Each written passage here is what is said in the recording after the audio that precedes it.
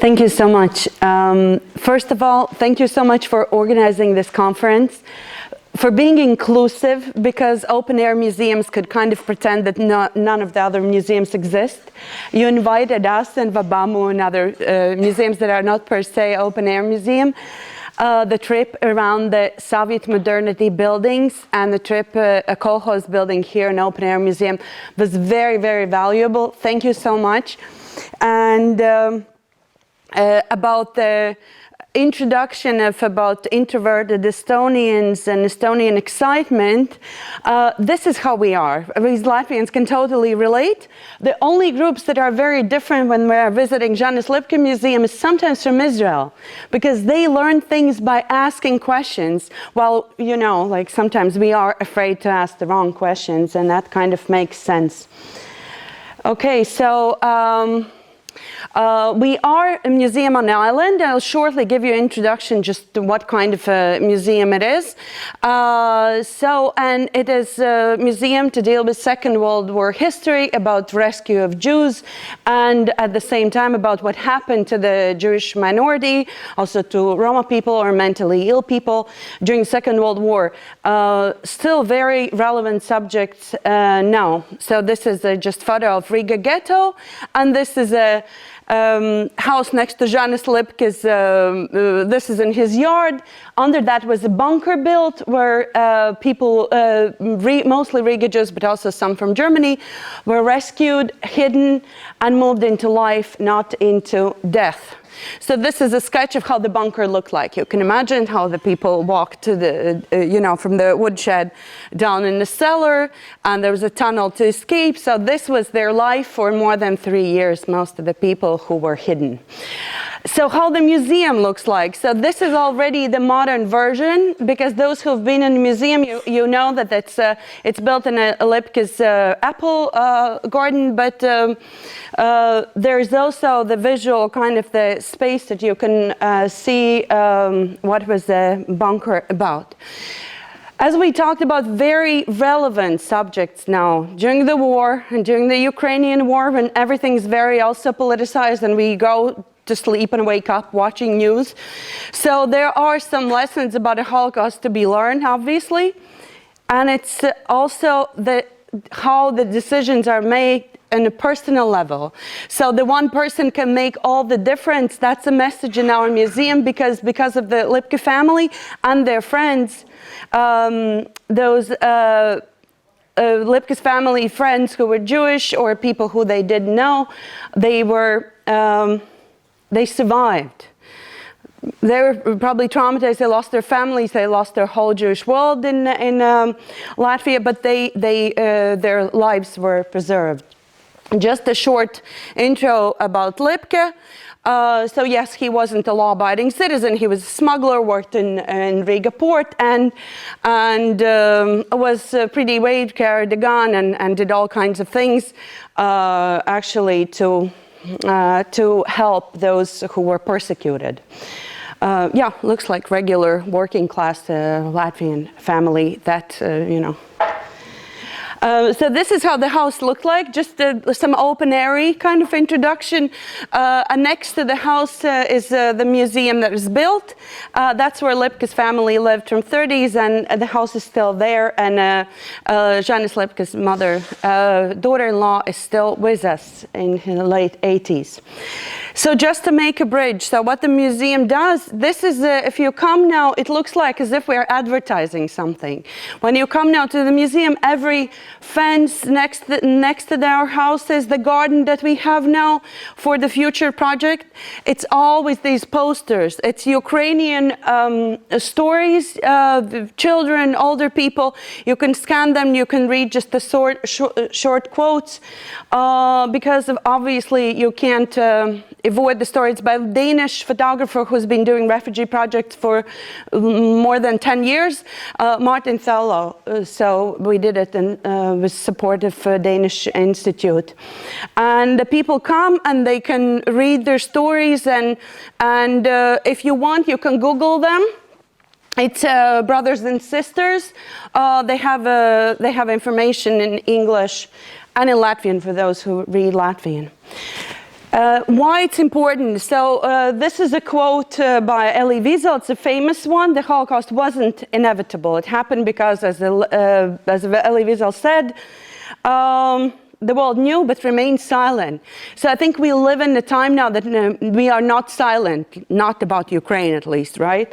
But there's also the complicated situation about the Russians, you know, the whole discussion, good Russians, bad Russians, what to do with Russians, let's just, even those who've never been in Russia, let's just send them away. So we know that there is these, it's much easier to understand how the, you know, some groups can be hated and it's very emotional kind of reaction to this.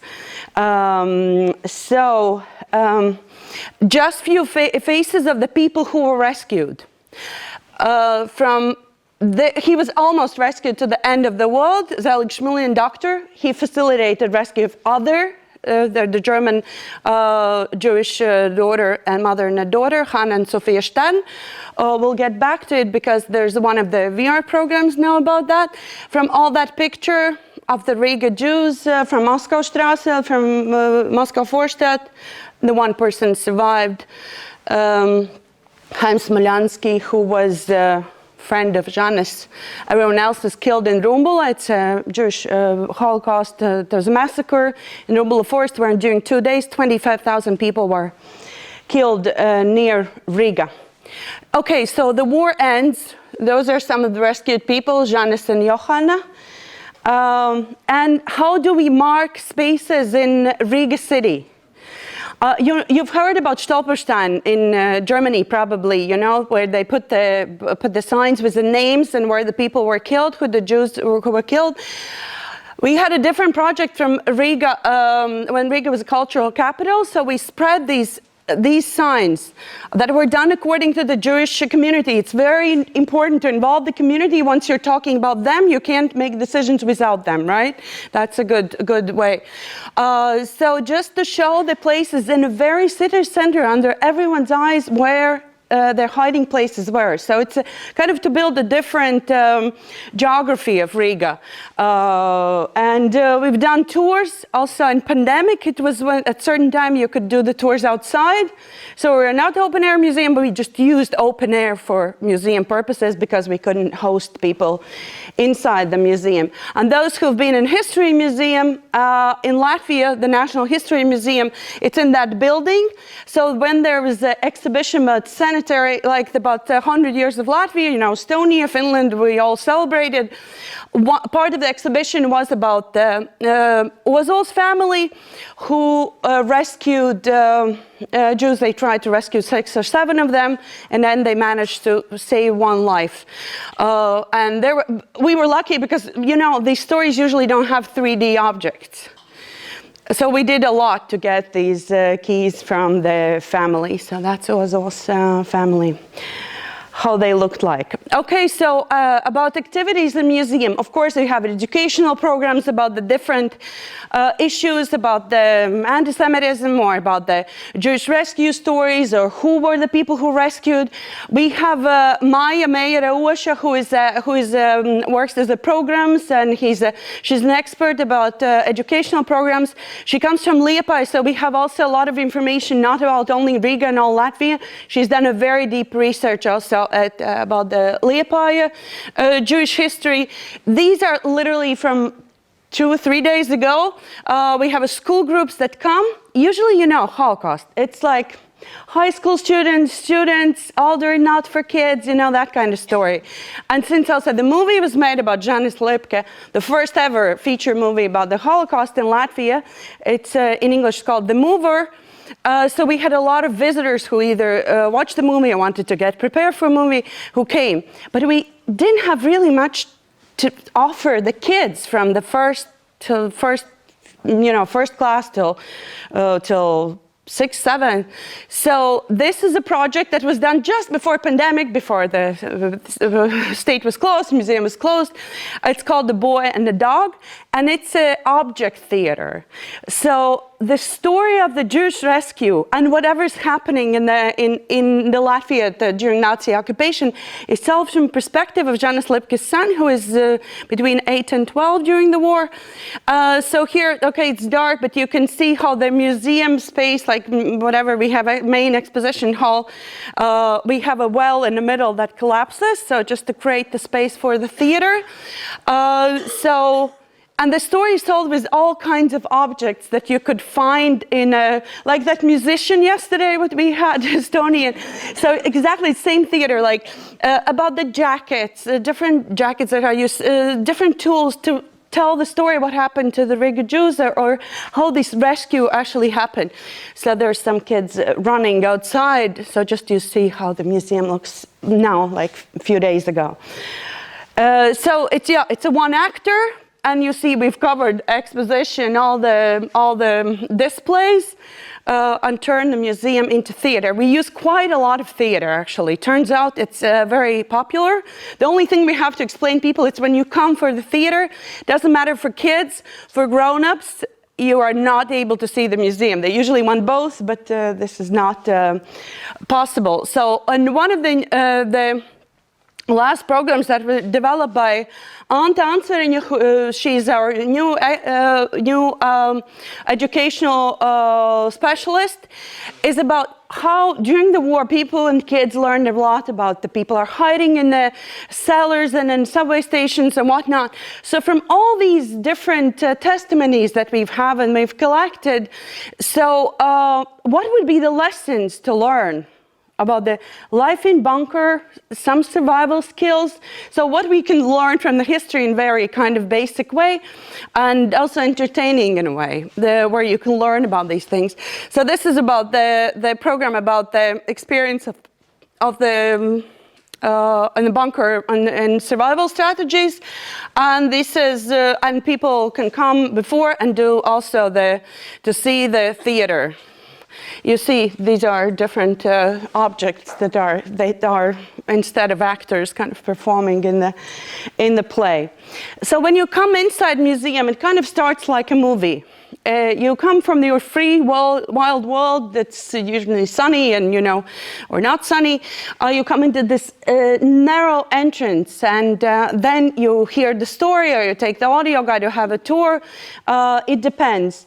And you leave then in the garden, and kind of, after you've experienced the museum, it's kind of dark. Your eyes have to get used to it. You kind of have to slow your pace. So this is the museum from outside. But about some things to do about the, pandemic, things are collapsing, we don't know what to do, people are not coming back we didn't have visitors en masse, American groups were canceling because we are next to Ukraine, that Latvia's border with Ukraine. Yeah, lesson in geography. So, but this was one of the things just before our activities were closed, and we had a conference, and it was very hard to get people. People watched everything online. They wouldn't come to the museum for the conference or discussions. But one thing they showed up was we decided to do one of the events in a pub. Okay, it's not the first time we've had the readings and poetry readings and discussions we've had, and where people are having their beer, then are ready to talk, and then so that's actually the good match, museum and pub. But this one was we thought what to do. We wanted to do stand up about anti-Semitism and intolerance and the women's issues. We wanted to do the snowflakey stuff, like so. And that was one thing. Regardless that the pandemic was about to start, we had a stand-up in a pub called Alaponia. They also have concerts there and all kind of performances. we had stand-up artists from Lydia's from Nigeria, and Alexander Margolins, as you can imagine, is Russian, Jewish, Latvian, who had a lot about to say about that. And we have other performance, so it was tough snowflake monologues. So we kind of made fun, but it was also the way to laugh and learn, because the issues are serious issues, actually. So that's one thing that actually worked pretty well. So we'll go back to the VR programs that we have. Yesterday we just opened space with quite a few chairs so people can come and see VR. Raivis Simonsons was involved and developed this program together with Riga International Film Festival.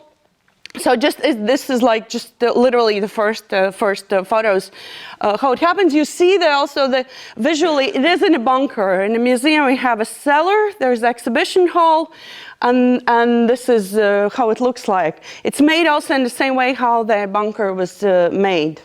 Before we come back, just for logistics, we'll do the video on the end about VR. Open air touch. I literally just added it now and was thinking what we did more open air. Okay, we did the tours. We did tours around the island, and the school kids come and learn about also about the environment on Cheapsala, because we have river next to it, and there used to be fishermen's village. We do some ethnography, and we collect stories. People who live there. But one of the things we did, Riga had the celebration of some birthday. 800, I don't remember, but I can't just calculate so fast.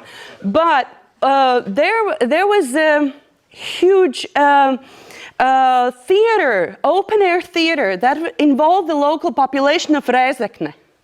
Rezekne, Režica for Polish speakers. It was a Latvian Russian Jewish city in Latgale, in the eastern part of Latvia. And the theater was about being neighbors with Jews, like who were the Jews, what was their stories. Yeah, they were also in the Komsomol, and they were in the Communist Youth Movement. Yes, they were also some were very religious ones. Some were telling jokes, like these different kind of, it wasn't just a Holocaust story. The Jews had a life before the Holocaust, happened in Latvia. So, but it was in Rezekne, this, site-specific play. As you can imagine, the town or city of Rezekne is not the same as Cheapsala, we are on the island. But the theater director, Martin Čehe, he decided that maybe for the last play they are going to ever perform, we're going to do it in Cheapsala. So we took few places around the island, next to the museum, inside the museum, next in the garden, whole street, and 300 people came. I almost lost my mind because people were, getting tickets and then canceling and the getting again. So it was a madness. It was for free. And it's 300 people is those who came to see. They were split in 10 groups and they were rotating. But the problem was that there was also singers and dancers and performers. So I don't know, it seems like lots and lots of people. That's a story of Leibovitz, who was a famous photographer, and he made radios, and there's this whole story about him. That's in a museum. So you can see this is how it looked like in Preļi, another city in Latgale, and this is talking about the architecture of Soviet times. This is a swimming pool building, built in 1980, and basically horribly renovated after in a few years ago with these huge tiles. Those who were in a sauna in this Soviet building from 60s, that had these tiny tiles of the pool. This is how the whole building looked like, but this is how it looks now. But you see the people involved in singing and dancing. So this is how we use outside space, because our museum is actually tiny. So we enjoy the fact that we can go outside. Another thing for the involvement of society, like civil society in Latvia, We have a commemoration of Rumbula that the Jewish community has done for years in Rumbula Forest. It's usually during the day, sometimes it used to be on Sundays. And now since it's official event, it's on work days and it's during the work hours. So after Babi Yar commemoration that I experienced in Kiev in 2016, when the whole country commemorated this Jewish massacre in Babi Yar, and I saw on television there's like lighting candles and menorahs and people thinking about it, and I thought, we have Rumbula. It's going to be 75 years since the Rumbula massacre, biggest civilian massacre we've had on Latvian land. So it's like, okay, Latvian Jews, but they are part of Latvia and part of the fabric of Latvian society, they were. And so I decided to organize that commemoration next to the Freedom Monument. People are very skeptical, obviously. So I realized that one person is not a fighter, you need a team. You always need that second person that stands up, you know. One person stands up, you need. So I had a bunch of people who was like historian Kaspar Zelis, who's done research about the Holocaust, and Rita Rudushu, who works in media and has also Jewish roots, and other friends. And the Jewish community was skeptical, but we had enough with their support that they say it's okay, try to do it. So this is a Freedom Monument, and since 2016, every November 30th, even during pandemic, we've had people coming, the volunteers who lay the candles. This is Maģers Vestermanis, who was in Riga ghetto. He's a historian, he survived it. He was crying there. This is him, this is his wife. He said he's been waiting for that since the end of the war. He's never imagined that this is possible, that in the holiest place in the heart of Latvia, something like this could happen. So this is very touching, and people do get involved. So the future project is, if ever we'll get a support, this is a Tobacco Educational Center next to Lipke Memorial. Otherwise, school kids, it's wonderful, all the activities great, but if people come and want to experience museum, the music, think about it, hear the story, of course 30 school kids kind of can kill it for them. Only people who are happy about that the school kids come and destroy their visit, basically, with their, them being just alive, is Israelis, because they're like, kids learning about Holocaust, amazing. So then we don't have a complaint. So come to Riga, come to Latvia, visit Lipke Memorial, and I'll just show the video about the VR that was made, combining, of course, the research about the Lipke family. Then another story is done from the German Jews who were brought to Riga to be killed, but survived, also thanks to Lipke family. VR program, we have a really expert. Mr. McLeod is he's a Latvian who lives abroad. He's really involved in Holocaust history. He's made famous movie about the VR, about the Pērkons, who's the rock man in Latvia, the famous one. So, so this is the video. I'll try to.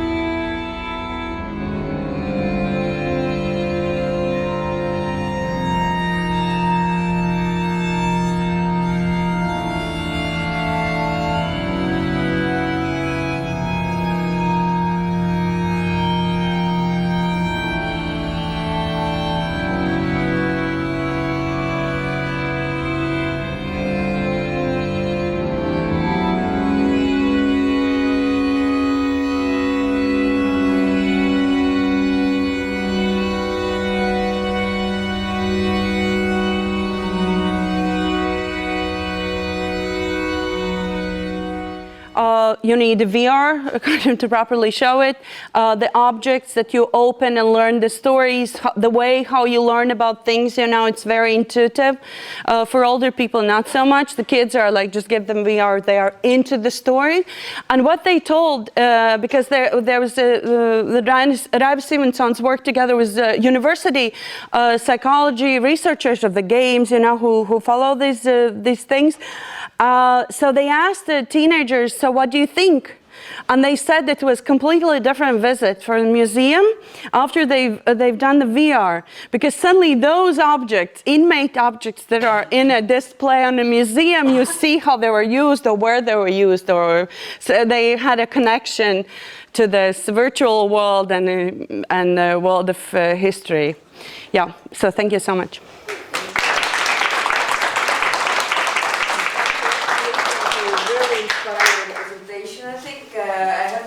I visited you in August, and you cannot do that kind of job with a very inspired stuff. I met with Maya and all of you, and Nali, and you are a really powerful woman. Thank you so much. So, if there are any questions, I wonder, was this Žanis Lipke story known or well known in Soviet time, and used the Soviet regime this story somehow or not? So during Soviet times, Jewish community never forgot about him. But it's a Jewish community of Latvia because they had connections of the people who Žanis Lipke rescued. Most of Latvia know nothing about him. So in Soviet times, just in 60s, there was one article in very popular magazine, Zvaigzne, that's written in the Soviet journalism style, but it tells the story about Žanis Lipke and about the story how he rescues from Kaiserwald camp this German Jewish girl, Hannah and Sophia and some other stories. But in general, it wasn't known. But the Jews used to come and help them to do what they called not subotniki, because not on a Saturday, because some of them are kind of observant, but the Voskresniki, so on Sunday they would come and help, with apple gardens and doing things, because he refused to take money. He said his whole life he's been accused of taking money for rescued Jews, and he didn't, and he doesn't want to.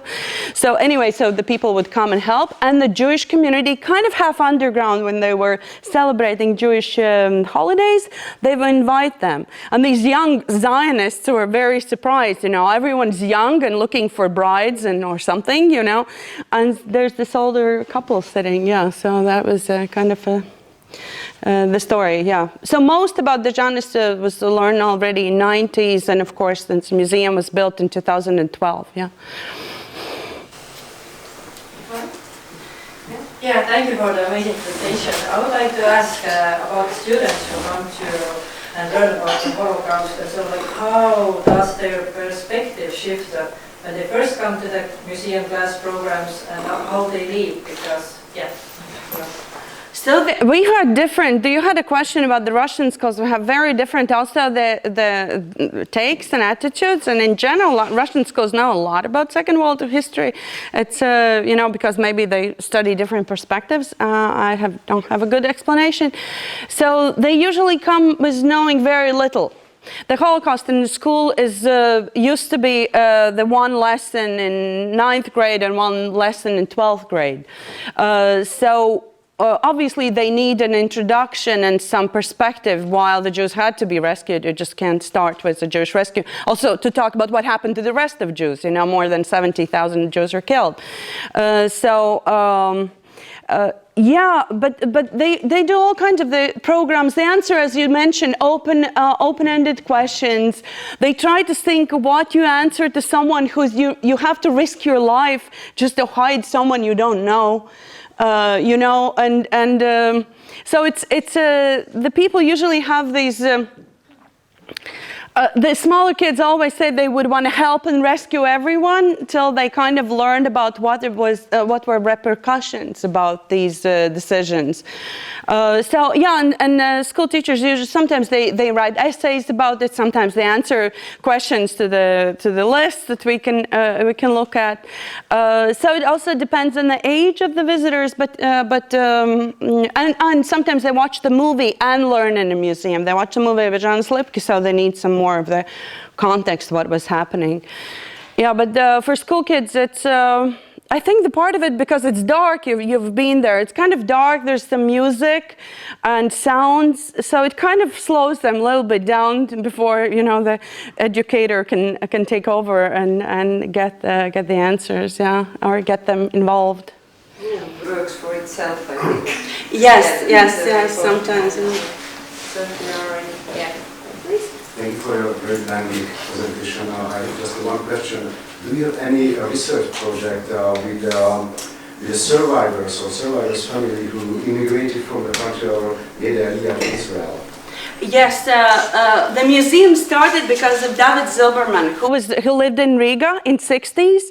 In 60s, they understand the war ended 20 years ago. That's it, people are dying, there's no survivors, they won't know about anything, and they started collecting these stories. So many stories we know from 60s, and now when Maya or me or someone else meets the relatives of the people who were rescued, they have family stories, testimonies, photos.